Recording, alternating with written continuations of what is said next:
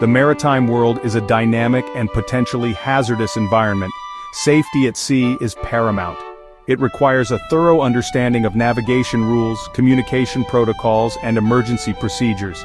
This essay will delve into essential maritime safety guidelines and practices. These are crucial for all mariners to know and follow diligently. From the moment a vessel leaves the port to its arrival at its destination, safety must be the top priority. This includes understanding and adhering to the international regulations for preventing collisions at sea, or call regs. Equally important is the ability to interpret maritime signals, such as flags and buoys. Proficiency in chart work, including taking bearings and understanding tidal information, is essential for safe navigation. Bridge procedures, such as using the Echo Sounder and Automatic Identification System, or AIS, are vital for maintaining a safe watch.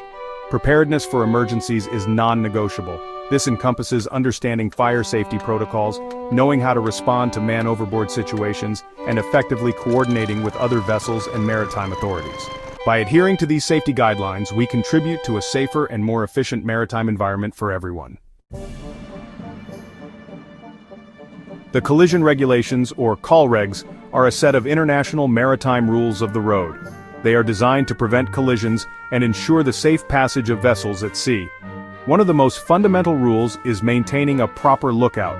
This means visually scanning the surrounding waters and using all available equipment such as radar to detect and assess potential hazards.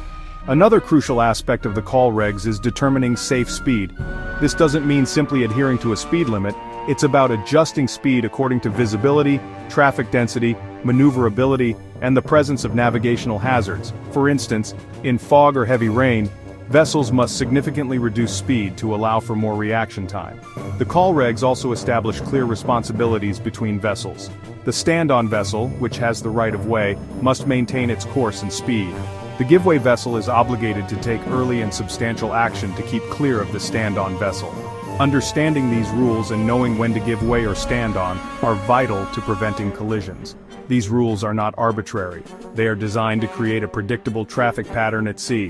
When all mariners understand and follow the call regs, the risk of collisions and accidents is significantly reduced. Communication is key in the maritime world, and visual signals play a vital role. Maritime flags, each with its specific meaning, are used to convey important information between vessels or between a vessel and shore. For instance, the Bravo flag indicates a vessel is engaged in operations with dangerous goods, such as loading fuel or explosives. The Alpha flag, on the other hand, signals that a vessel has a diver down and other vessels should keep well clear. Understanding these flags and their meanings is crucial for safety.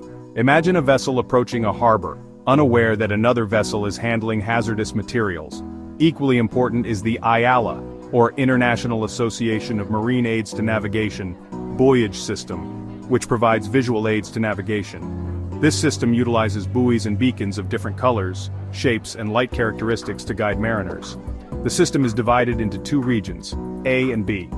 Region A, used in most parts of the world, employs red buoys to mark the port, or left side of a channel when entering from seaward, and green buoys to mark the starboard or right side.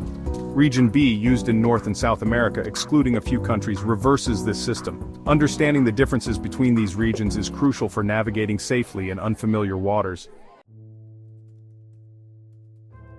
Section 4. Charting the course navigation, bridge procedures, and speed limits.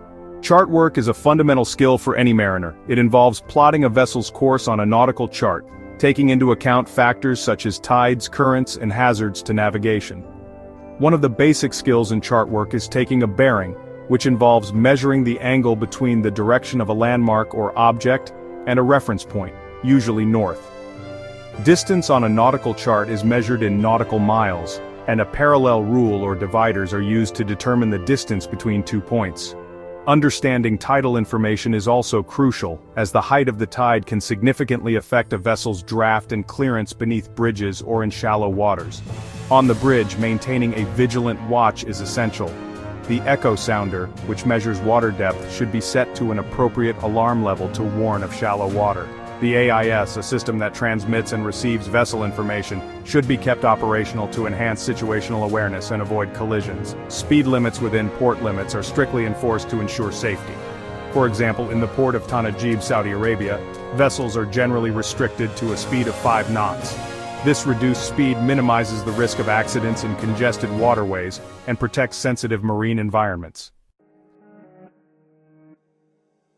Section 5. Emergency Preparedness and Response at Sea. Emergencies at sea can arise unexpectedly, demanding swift and decisive action. Every vessel must have a comprehensive emergency response plan, or ERP, that outlines procedures for various scenarios, including fire, collision, grounding, and man-overboard situations. Regular drills and exercises are essential to ensure the crew is well prepared to handle emergencies effectively. In the event of a fire, the crew must act immediately to contain and extinguish the blaze. This involves raising the alarm, isolating the affected area, and using appropriate firefighting equipment, such as fire extinguishers, hoses, and fixed firefighting systems. Understanding the vessel's fire control plan, including the location of firefighting equipment and muster stations, is paramount. Should a vessel find itself in distress, the on-scene vessel plays a crucial role in providing immediate assistance. This could involve transmitting a distress signal, coordinating rescue efforts with maritime rescue coordination centers, and providing medical assistance or towing services if required. Part of responsible maritime operations involves regular inspections and maintenance. When a surveyor needs to inspect a vessel's tanks, a formal request must be submitted well in advance. This request should specify the purpose of the inspection, the tanks to be inspected, and the duration of the inspection. Providing clear and timely information ensures a smooth and efficient inspection process.